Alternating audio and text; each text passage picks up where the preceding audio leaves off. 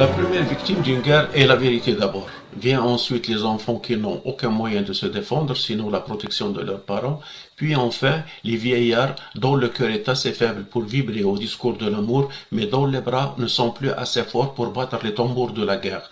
Pour les va-t-en-guerre, une guerre à laquelle on n'est même plus obligé d'y aller, car le champ de bataille est devenu à géométrie variable, car les belligérants font maintenant de la livraison à domicile de la guerre missiles balistiques oblige. N'en déplaise, nous sommes bel et bien face à une logique de guerre et l'histoire qui n'aime pas se faire répéter risque de filer une facture salée à l'humanité cette fois-ci pour le dérangement. Jamais de 103, le nationalisme ukrainien souffrirait encore aujourd'hui de vieilles blessures infligées par la Russie des tsars, puis par celle de Lénine.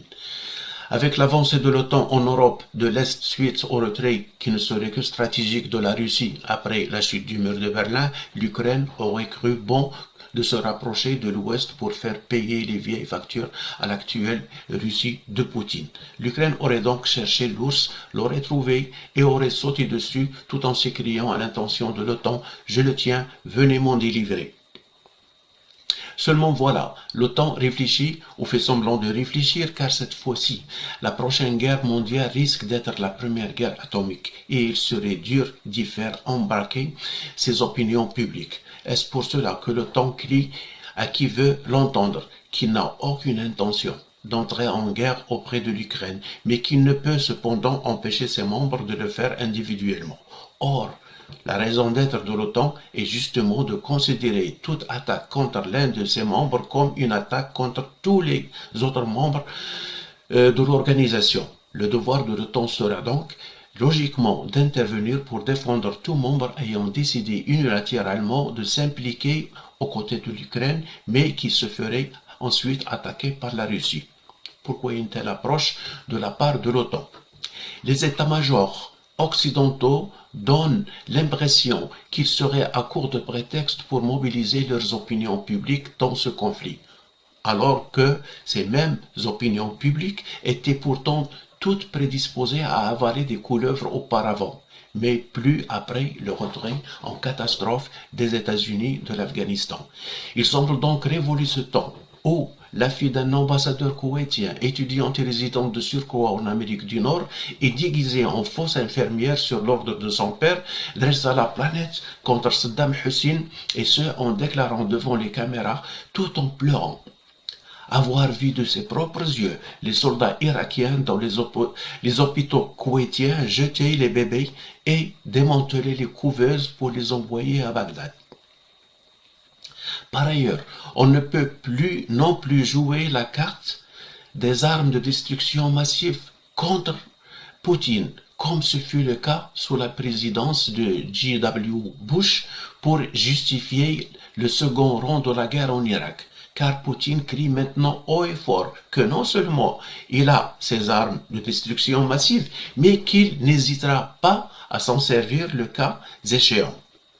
Est-ce pour cela que l'OTAN semble tenir deux discours opposés par le sommet, multiplier en public les gestes d'apaisement, comme par exemple l'annulation de cet exercice de missiles balistiques américains programmé depuis longtemps, d'une part, et fermer les yeux sur les sanctions économiques prises par ses membres contre la Russie d'autre part?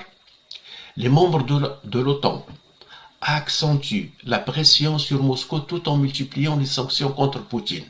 Sanctions qui sont en train de devenir ni plus ni moins qu'un blocus en bonne et due forme autour de la Russie.